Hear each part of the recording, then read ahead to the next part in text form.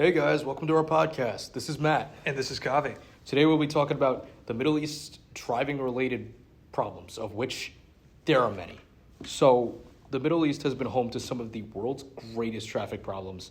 As of 2005, the Middle East has had some of the highest accident rates on the planet, with 3,000 deaths occurring from traffic accidents per month in Arab nations.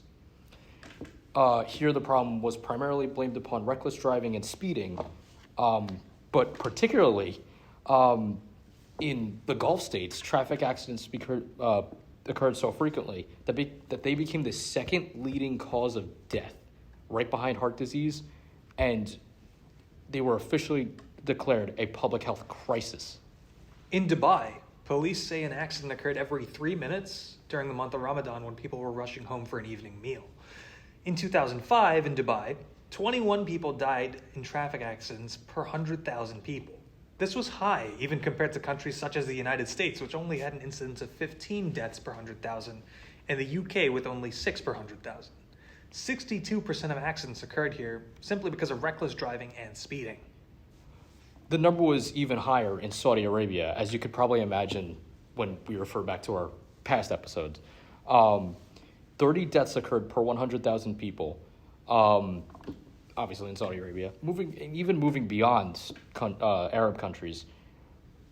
In non-Arab countries, the rates were even high, with Israel in particular reporting 27 people killed per 100,000 vehicles, not people. And this was compared to 18 here in the U.S. and 11 in the U.K. So, believe it or not, none of the nations listed above were the worst in terms of driving-related deaths. That award somehow goes to Iran, where in 2005, the republic topped the charts with 38 deaths per 100,000 people. At this time, it was said that a person was killed in an accident every 40 minutes, and a person was injured every 7.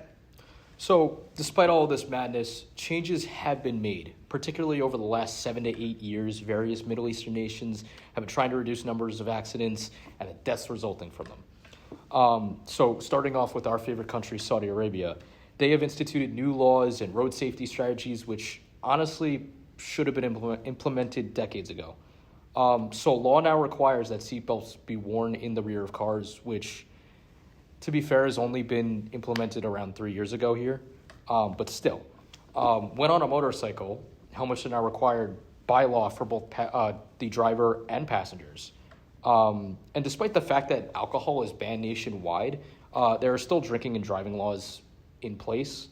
For all of this, the National Ministerial Traffic Safety Committee has begun a 4-year road safety strategy to address the various causes of traffic accidents.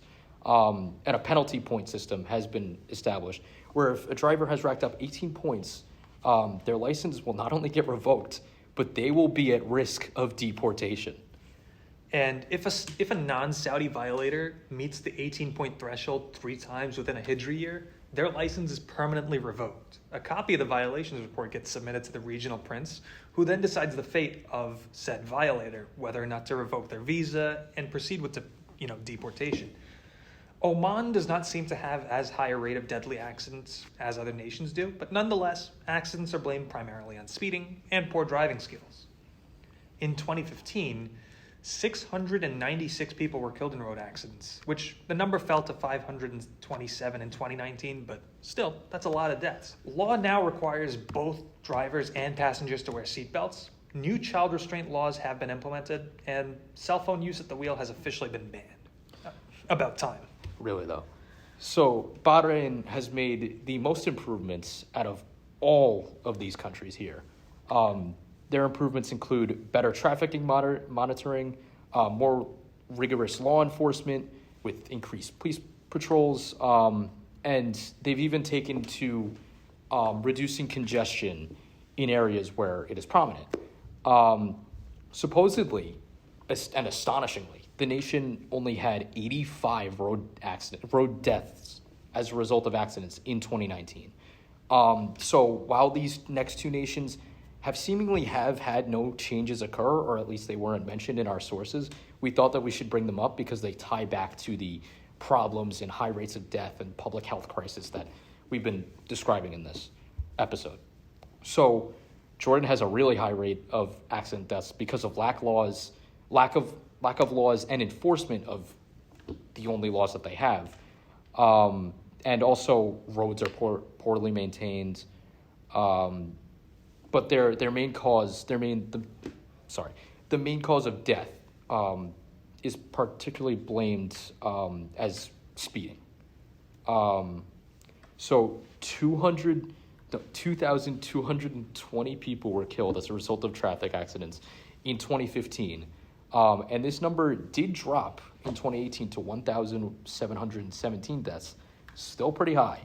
And in Lebanon, traffic accidents only rose from 2015 to 2019, with 1,158 deaths occurring in 2015 and 1,127 deaths occurring in 2019.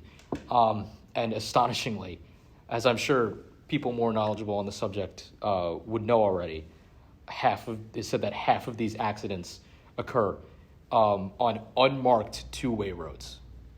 So that's all we have. As you can see, there's a lot of driving-related problems in the Middle East, but change is on the way. Thanks for listening, and hope to catch you next time. This has been Kavi. And this has been Matt.